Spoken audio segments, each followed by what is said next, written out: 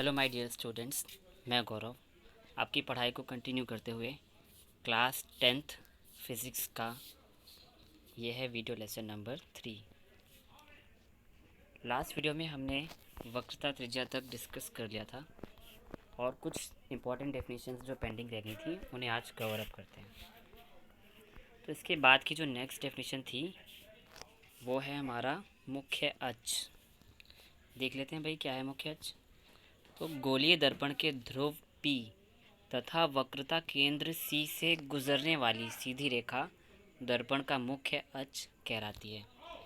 ये देख लीजिए, यहाँ पे एक अवतल दर्पण बना रखा है डायग्राम में। इसका जो सेंटर पॉइंट है जिसको हमने P से रिप्रेजेंट किया है, ये है हमारा मुख्य अक्ष। और आगे जो दर्पण का केंद्र है, केंद्र C, इन दोनों से गुजरने वाली ये जो रेखा है बीचों बीच से जो ब्लैक लाइन जा रही है, इसी को हम बोलते हैं मुख्य अक्ष। इसके बाद जो नेक्स्ट डेफिनेशन है वो है मुख्य फोकस। अब दर्पण के मुख्य फोकस को बहुत ध्यान से समझिएगा, क्योंकि इसकी डेफिनेशन दो बेसिस पे चलेगी, एक अवतल दर्पण और एक उत्तल दर्पण। तो ध्यान से पढ़िएगा। अब मुख्य फोकस क्या होता है? मुख्य अक्ष के समांतर चलने वाली प्रकाश किरणें दर्पण से परावर्तित होकर मुख्य अक्ष के जिस बिंदु पर मिलती हैं या मिलती हुई प्रतीत होती हैं, वह बिंदु दर्पण का मुख्य फोकस कहलाता है। इसे कैपिटल F द्वारा निरूपित किया जाता है। अब मैंने यहाँ पे एक जो हाईलाइट करके पॉइंट किया हुआ है कि जिस बिंदु पर मिलती हैं या मिलती हुई प्रतीत होती है, एग्जैक्टली क्या है? यहाँ पर दो दर्पण होते हैं, एक उत्तल और एक अवतल। पहले हम अवतल दर्पण वाले डायग्राम से आपको मुख्य फोकस के बारे में बताएंगे। तो जो अवतल दर्पण है, इसमें देख लीजिए, ये हमारा अवतल दर्पण है, ये हमारा मुख्य अक्ष है। और इस मुख्य अक्ष के ऊपर और नीचे की तरफ ये जो हमारा एक ऑब्जेक्ट रखा है AB, इस AB से जो किरणें जा रही हैं, जो कि मुख्य अक्ष के समांतर चल रही हैं, ये किरणें दर्पण के द्वारक से टकरा रही हैं और टकराने के बाद वापस से परावर्तित होकर एक ही बिंदु पर आकर रुक रही हैं, स्ट्राइक कर रही हैं। सब एक दूसरे को एक ही बिंदु पर आकर काट रही हैं और वो बिंदु स्थित है मुख्य अक्ष पर। तो सिंपल वे में अगर हम अवतल दर्पण की बात करें तो मुख्य अक्ष के समांतर चलने वाली प्रकाश किरणें दर्पण से परावर्तित होकर मुख्य अक्ष के जिस बिंदु पर आकर मिलती हैं, जो कि डायग्राम में दिख रहा है आपको, बिंदु F पर आकर सारी किरणें परावर्तित होकर बिंदु F पर मिल रही हैं, और इसी बिंदु F को हमने बोला है मुख्य फोकस। इसी डेफिनेशन में आगे हमने और लिखा था मिलती हैं या मिलती हुई प्रतीत होती हैं। अब प्रतीत होती हैं वाली कंडीशन कहाँ पे होगी? ये हमारी होगी उत्तल दर्पण में। तो नेक्स्ट डायग्राम जो है हमारा उत्तल दर्पण का है। इसमें देख लीजिए प्रतीत होती हैं कैसे। अब सेम डायग्राम है, बस हमने जो दर्पण है वो अवतल की जगह पे उत्तल ले लिया है। यहाँ पर देखिए, यहाँ पे फिर से अनंत पे एक वस्तु रखी है AB, और इससे जो किरणें चल रही हैं वो मुख्य अक्ष के समांतर चल रही हैं, और ये किरणें दर्पण से परावर्तित होकर अलग अलग डायरेक्शन में फैल रही हैं।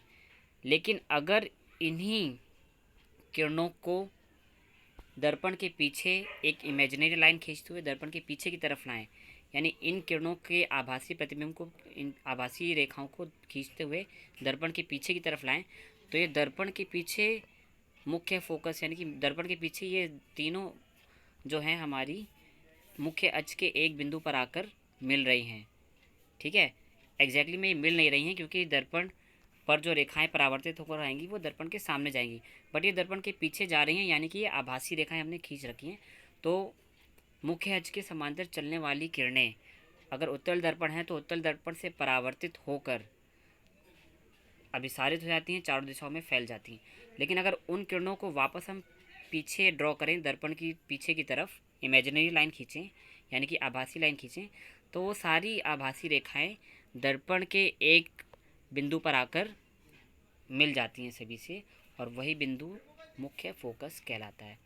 इसीलिए आप समझ सके होंगे कि इस डायग्राम, इस डेफिनेशन में जो मैंने चीज़ बोली है कि मुख्य अक्ष के समांतर चलने वाली प्रकाश की किरणें दर्पण से परावर्तित होकर मुख्य अक्ष के जिस बिंदु पर मिलती हैं, तो जब अवतल दर्पण का केस है तो ये मुख्य अक्ष के बिंदु पर मिल रही हैं, और अगर बात होगी उत्तल दर्पण की तो ये दर्पण के पीछे एक बिंदु पर मिलती हुई प्रतीत होंगी।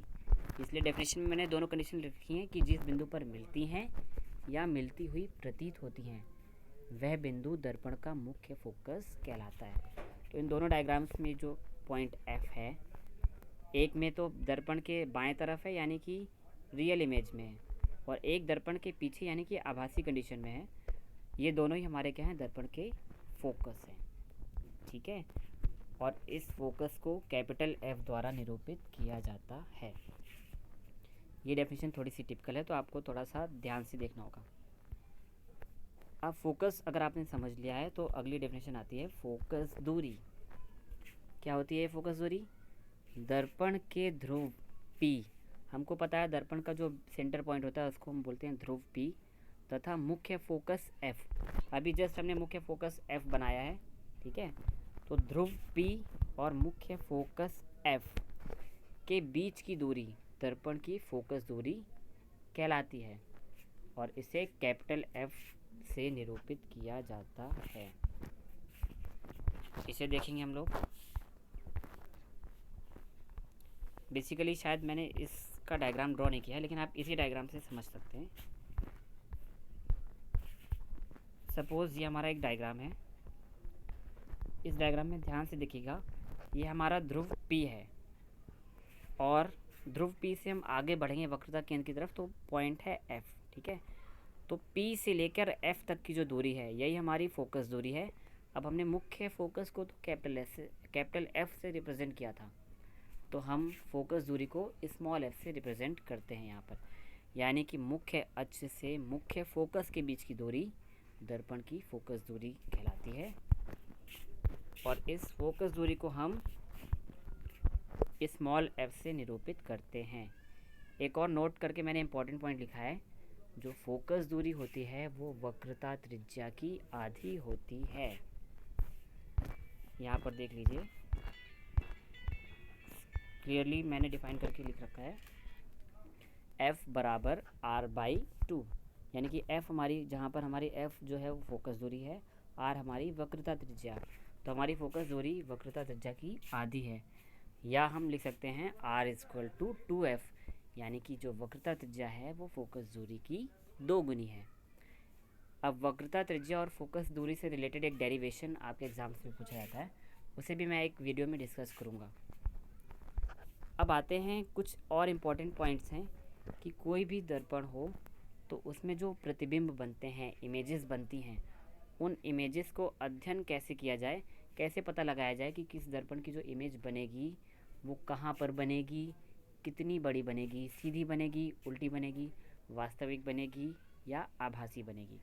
ठीक है, तो किरण आरेख द्वारा गोलीय दर्पण द्वारा बने प्रतिबिंबों का निरूपण, यानी कि जो हम किरण आरेख यानी रे डायग्राम्स बना के हम डिफाइन कर सकते हैं कि किसी भी दर्पण पर जो प्रतिबिंब बनेगा उसकी स्थिति, आकार क्या है। तो किरण आरेख द्वारा प्रतिबिंब की स्थिति एवं आकार को कम से कम 2 परावर्तित किरणों के प्रतिच्छेदन बिंदु द्वारा ज्ञात किया जा सकता है। इस बात का क्या मतलब है भाई, कि अगर हमको कोई 2 बिंदु पता है, एक पॉइंट क्यों नहीं, 2 किरणों के बिंदु पता है कि एक किरण एक पॉइंट से स्टार्ट हुई है, दूसरी किरण किसी दूसरे पॉइंट से स्टार्ट हुई है, हम उन 2 किरणों को बेस मानकर दर्पण पर डालेंगे, और दर्पण से परावर्तित होने के बाद वो दोनों किरणें जहाँ पर भी एक दूसरे को क्रॉस आउट करेंगी, एक दूसरे को काटेंगी, उन प्रतिच्छेदन बिंदु को ही हम इमेज मान लेते हैं। ठीक है, तो कम से कम ऐसा करने के लिए भाई, अगर कोई 2 रेखाएं काटेंगी, यानी कि उन 2 रेखाओं को काटने के लिए हमारे पास 2 किरणें होनी चाहिए ना। तो वही कह रहा है कि किरण आरेख द्वारा प्रतिबिंब की स्थिति एवं आकार को कम से कम 2 परावर्तित किरणों के प्रतिच्छेदन बिंदु द्वारा ज्ञात किया जा सकता है। अब प्रतिबिंब निर्धारण के लिए निम्न तथ्यों का अध्ययन आवश्यक है। यहाँ पर बेसिक 3 से 4 इंपॉर्टेंट पॉइंट्स हैं, जिनको अगर आपने अच्छे से समझ लिया तो आप बहुत ही अच्छे से समझ जाओगे कि किसी भी ऑब्जेक्ट की, किसी भी वस्तु की जो इमेज है, उसका जो प्रतिबिंब है वो कैसे बनता है।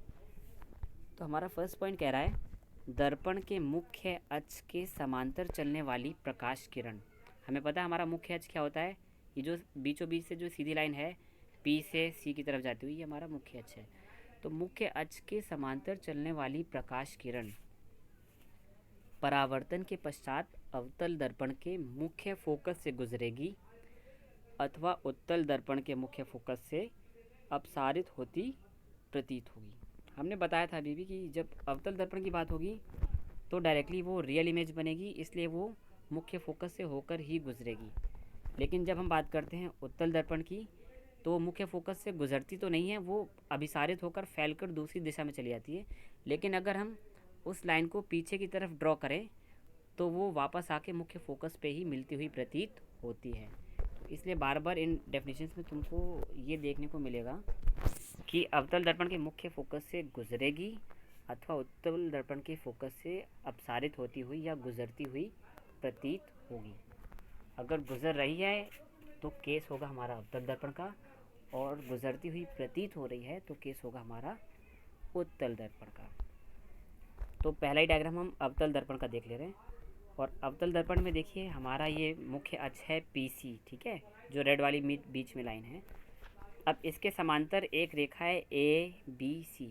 तो ये जो रेखा AB है ये मुख्य अक्ष के समांतर चल रही है, लेकिन जैसे ये बिंदु B से परावर्तित होती है तो ये परावर्तित होने के बाद बिंदु F से होकर गुजर रही है, यानी कि मुख्य फोकस से होकर गुजर रही है। यानी कि अगर हम एक अवतल दर्पण ले रहे हैं और कोई भी रेखा मुख्य अक्ष के समांतर, कोई भी प्रकाश किरण को मुख्य अक्ष के समांतर गिराएंगे तो वो हमेशा परावर्तन के पश्चात दर्पण के मुख्य फोकस F से होकर गुजरेगी। इसी से रिलेटेड सेकंड डायग्राम में एग्जांपल दे रहा हूँ आपको उत्तल दर्पण का, जिसमें गुजरती हुई प्रतीत होगी। तो फिर से देख लीजिए कि अगर ये फिर से देख लीजिए हमारा PC ये क्या है, लंबी सी जो बीच वाली रेड लाइन है, ये हमारा मुख्य अक्ष है। और दर्पण के मुख्य अक्ष से हमने जो किरण गुजारी है ब्लैक लाइन से, ये ABC। तो दर्पण के मुख्य अक्ष से जो किरण AB गुजर रही है ये परावर्तित होकर दर्पण से बाहर की तरफ लौट रही है। लेकिन अगर हम इसी को इस डॉटेड लाइन के थ्रू पीछे की तरफ खींचे तो देखिए वापस से आकर मुख्य फोकस F पर मिल रही है। अब ये वास्तव में नहीं मिल रही है, यानी कि इसलिए हम वर्ड यूज़ करते हैं कि मिलती हुई प्रतीत होती है।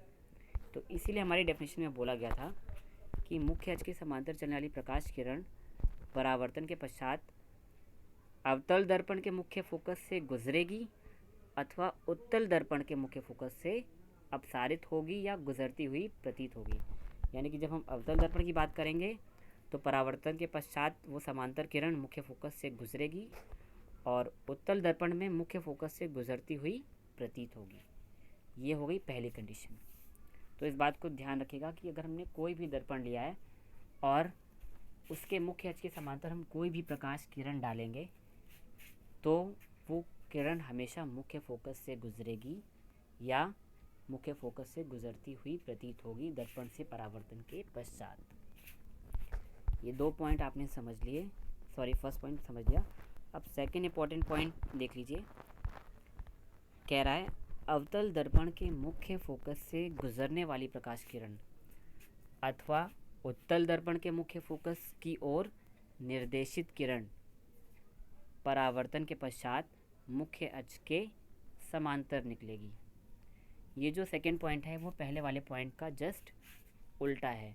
जब हमने फर्स्ट पॉइंट बताया था तो हमने बोला था कि हम किरण को डालेंगे मुख्य अक्ष के समांतर और वो परावर्तित होकर निकलेगी मुख्य फोकस से। अगर इसी पाथवे को हम रिवर्स कर दें, उल्टा कर दें, तो हम किरण को मुख्य फोकस से होकर गुजारेंगे तो परावर्तन के पश्चात मुख्य अक्ष के समांतर हो जाएगी, सिंपल वे में। तो ये अवतल दर्पण का डायग्राम देखिए, इसमें किरण ABC, ये देखिए किरण AB को हमने मुख्य फोकस से होकर गुजारा है, जिस कारण ये मुख्य फोकस से जैसे ही दर्पण पर गिर रही है पॉइंट B पर, तो पॉइंट B पर परावर्तित होते ही ये मुख्य अक्ष के समांतर हो जा रही है। मुख्य अक्ष यानी कि ये जो PC वाली जो बीच की रेड लाइन है ये, और उसके समांतर जो किरण गुजरी है ये है BC। तो ये PC और BC ये दोनों एक दूसरे के समांतर हो रही है ना। यानी कि कोई भी किरण अगर हम केस बात करें अवतल दर्पण की और उसको मुख्य फोकस से गुजारेंगे तो वो दर्पण से परावर्तन के पश्चात हमेशा मुख्य अक्ष के समांतर हो जाएगी। और अगर उत्तल दर्पण होता तो वो मुख्य अक्ष के समांतर मतलब उस केस में भी मुख्य अक्ष के समांतर ही होगा। देख लेते हैं डायग्राम उत्तल दर्पण का। अब ये है उत्तल दर्पण का डायग्राम। तो इसमें देख लीजिए, ये किरण ए बी है जो कि हमने बाहर कहीं से डाली है, और वो ऐसा फील लगेगा आपको कि ये अगर हम इसको दर्पण के पीछे ले जाएंगे तो ऐसा लगेगा ये डॉटेड लाइन जाकर पॉइंट एफ को कट कर रही है, यानी कि दर्पण के मुख्य फोकस से होकर जाएगी। ये वास्तव में ऐसा नहीं होता है। यानी कि अगर कोई किरण दर्पण के मुख्य फोकस एफ की तरफ आती हुई प्रतीत होती है तो वो परावर्तन होने के पश्चात वापस से मुख्य अक्ष के समांतर होकर लौट जाएगी। ठीक है। तो अवतल और उत्तल में कंडीशन बस यही होगी कि उत्तल के केस में आती हुई प्रतीत होती है और अवतल में एक्चुअल में आती है। बस इतना सा डिफरेंस है। जो लास्ट थर्ड पॉइंट कहता है कि अगर अवतल दर्पण के वक्रता केंद्र से गुजरने वाली किरण अथवा उत्तल दर्पण के वक्रता केंद्र की ओर निर्देशित किरण, यानी कि ऐसी किरण जो अवतल दर्पण के वक्रता केंद्र सी से गुजरेगी, ठीक है। या फिर हम बात करेंगे उत्तल दर्पण, तो उत्तल दर्पण में वक्रता केंद्र के तरफ आती हुई प्रतीत होगी। ये बाहर से किरण आ रही है और पीछे डॉटेड लाइन जाकर सी पे क्रॉस करती हुई अगर प्रतीत होगी, ठीक है। निर्देशित किरण परावर्तन के, हाँ, तो अगर ये प्रतीत होगी तो अवतल दर्पण के वक्रता केंद्र से गुजरने वाली किरण अथवा उत्तल दर्पण के वक्रता केंद्र की ओर निर्देशित किरण परावर्तन के पश्चात अपने मार्ग पर वापस लौट जाती है। डायग्राम से और अच्छे से समझिए। ये डायग्राम अवतल दर्पण का है। ये किरण ए बी हमने गुजारी है वक्रता केंद्र सी से। अगर अवतल दर्पण है और कोई किरण हम वक्रता केंद्र सी से होकर गुजारेंगे तो वो पुनः अपने मार्ग पर वापस लौट जाएगी। ये पॉइंट कह रहा है, देख लीजिए अच्छे से। क्योंकि जब बिंदु ए के पास में मैंने एक जाता हुआ पॉइंट बनाया है और बिंदु बी की तरफ एक वापस आता हुआ पॉइंट बनाया है। क्यों? क्योंकि अगर कोई भी किरण है जो वक्रता केंद्र सी से होकर गुजरेगी तो वो परावर्तन के पश्चात उसी मार्ग पे वापस लौट जाएगी। और सेम कंडीशन हमने बताई है उत्तल दर्पण में कि कोई ऐसी किरण जो बाहर से उत्तल दर्पण पर गिर रही है और वो वक्रता केंद्र सी की तरफ आती हुई प्रतीत हो रही है। आएगी नहीं, क्योंकि आने से पहले वो दर्पण से परावर्तित हो जाएगी। लेकिन अगर उसी सी की डायरेक्शन की तरफ है, वक्रता केंद्र की डायरेक्शन की तरफ आती हुई प्रतीत हो रही है, तो वो किरण भी पुनः अपने मार्ग पर लौट जाएगी। अब इसके पीछे लॉजिक क्या होता है, तो मैं आपको लॉजिक बहुत अच्छे से बता देता हूँ। आपने इस चैप्टर से, इस टॉपिक से पहले पढ़े थे परावर्तन के नियम, और परावर्तन के नियम में मैंने जो फर्स्ट नियम बताया था कि आपतन कोण हमेशा परावर्तन कोण के बराबर होता है, ठीक है। और उन आपतन कोण और परावर्तन, आपतित किरण और जो परावर्तित किरण थी, उनके बीच में एक टर्म थी अभिलंब, ठीक है। तो अभिलंब का मतलब है कि अगर कोई भी किरण दर्पण के लंबवत पड़ेगी, 90 एंगल पे पड़ेगी, तो वो हमेशा अपने मार्ग पर वापस लौट जाएगी। यानी कि जब हमने समतल दर्पण पे जो अभिलंब गिराया था, वो अभिलंब अपनी दिशा में वापस लौट जाएगा। सेम एज यहाँ पर चाहे अवतल दर्पण हो चाहे उत्तल दर्पण, अगर कोई भी किरण वक्रता केंद्र सी से होकर गुजरती है तो वो हमेशा दर्पण के द्वारक के अभिलंब होती है। यानी कि दर्पण पर वो 90 एंगल पर जाकर गिरती है। और कोई भी किरण अगर दर्पण पे लंबवत गिरेगी तो वो अपने मार्ग पर वापस लौट जाएगी, चाहे अवतल दर्पण हो चाहे उत्तल दर्पण। यही कारण है कि अगर हम कोई भी किरण अवतल दर्पण में या उत्तल दर्पण में वक्रता केंद्र सी से होकर गुजारें या सी की तरफ गुजरते हुए प्रतीत हो, तो वो किरण अपने मार्ग पर पुनः वापस लौट जाती है, क्योंकि वो दर्पण के अभिलंबवत होती है। इस वीडियो में इतना ही। इसके बाद जल्दी मिलते हैं नेक्स्ट वीडियो में, नेक्स्ट टॉपिक को डिस्कस करेंगे। Till then, stay home, be safe, have a great day. Thank you.